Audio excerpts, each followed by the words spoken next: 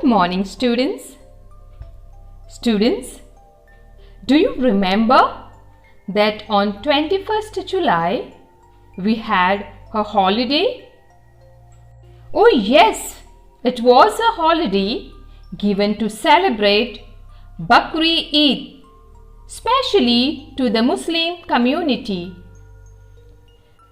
Very soon, in the month of September, we are going to have Ganesh Chaturthi vacation. Students, you must have noticed that in our country India, all communities get holidays to celebrate their own religious festivals. And do you know why is it so? Yes, it is only because our country India is a secular country. Secular means the state does not promote or favor any religion. Everyone has the right to practice, profess or propagate their own religion.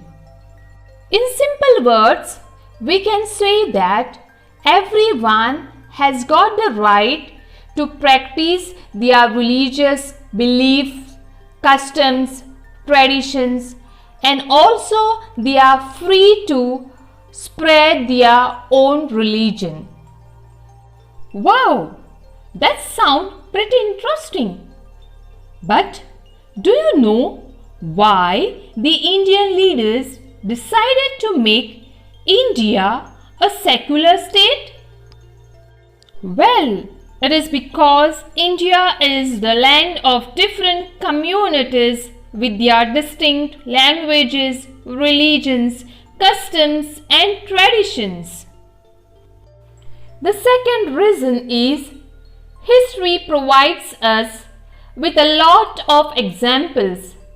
When a country was not a secular country, resulted in discrimination and persecution on the ground of religion. For example, in Germany before the Second World War, Adolf Hitler, who ruled the country, propagated Nazism. Under this ideology, millions of Jews were persecuted. They were targeted and killed. Jews are those people who practice Judaism.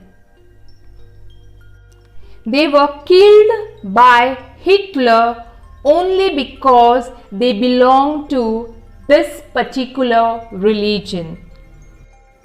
Now, let us take another example. Saudi Arabia.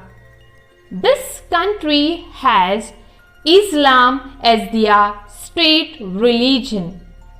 That means it promotes Islam. In simple words, we can say that people with other religions are not allowed to build their religious buildings or celebrate their festivals publicly. They are also not allowed to gather in public places for their religious festivals or prayers. That means in these two countries, that is Germany and Saudi Arabia, people belong to other religions are suppressed and sometimes targeted and killed. Wow, how lucky we are to be the children of our mother India, wherein each one of us are free to practice our own religion. Students, now let us really see what is Indian secularism. As I have said earlier, that right to religion is given by the Indian Constitution. The Indian state has adopted the strategy of separating religion from the state. To ensure the proper separation of religion and state takes place, we have to realize certain objectives. The first, no religious community dominates other. For example, in India, we have Hinduism as a major religion. But we have to make sure that this Hinduism do not dominate the other minor religions. This is called inter-domination.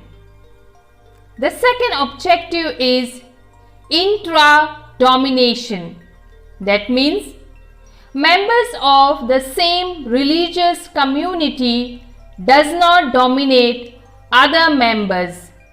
Like for example, there are certain communities in India who strongly believes in caste system, and under this caste system, the higher class people should not dominate the lower class people, or within a community, gents should not dominate women's. Intra-domination means dominations takes place within the same community. The third objective is state does not enforce any religion nor take away religious freedom from individuals. The Indian state works very hard to fulfill all these three objectives by following certain strategies or steps. The Indian state keeps a principal distance from religion. It is not ruled by any religious group, nor it support any religion. For example, in India, government places like law courts, police stations, government schools and offices are not supposed to display or promote any one religion. In short, we can say that government places or offices are not supposed to display religious items which are belong to only one religion. For example, in a government school, they are not supposed to celebrate any religious festival. Whereas this particular rule does not apply to any private schools in India. They are free to practice or conduct any religious festival in their private school.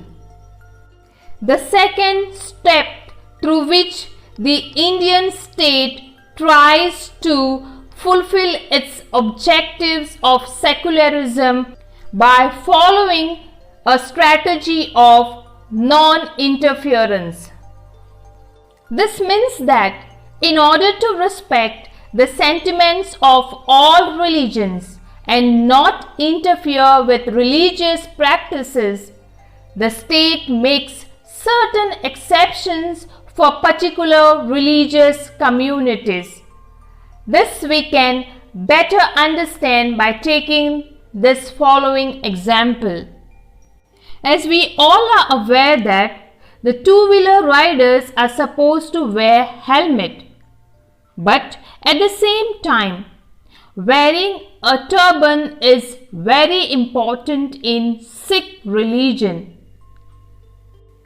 How a Sikh will able to wear helmet above his turban? Yes, it's a question mark. And in order to respect their religious beliefs, the state has made exception in this particular law of wearing helmet. That means Sikhs are allowed to wear their turban instead of a helmet while riding any two-wheeler. And the third step or a strategy is a strategy of intervention. Now, what is this strategy of intervention? Well, it means in a religion something wrong or bad is happening, then the government will intervene or take part in to prevent or to stop that particular thing. Here we can take the example of untouchability. In Hindu religion, upper caste Hindus used to dominate lower caste, so much so that they were considered as untouchables. In order to ban this type of discrimination within a community, the state intervened in religion and banned untouchability, thus introduced the right to equality. This type of intervention from the government we can call as a negative intervention, because the government has intervened to stop something bad which is happening in the religion. Now let us see the positive intervention of the state. For example, the Indian Constitution grants the right to religious communities to set up their own schools and colleges. It also gives them financial help to build their own schools and colleges. Students, here we have seen the three different strategies used by the state to fulfill the objectives of secularism. Now, let us see in what way is Indian secularism different from that of other democratic countries. In USA, the separation between state and religion is strict. That means the state nor religion can interfere in the affairs of one another. Whereas in India, suppose something is bad is happening in one religion, the state has the right to intervene and to eradicate that bad thing which is happening in that particular religion, as I have already said, for example, untouchability. But in case of USA, the state will not interfere in religious matter. The next important point is the Indian fundamental rights are based on secular principle.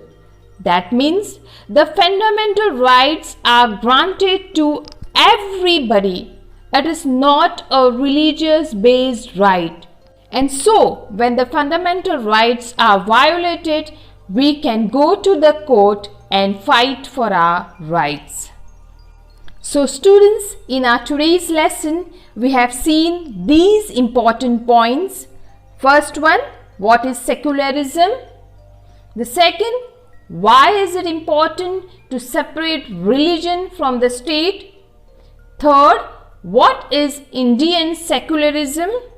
And the fourth one is, in what way is Indian secularism different from that of other democratic countries?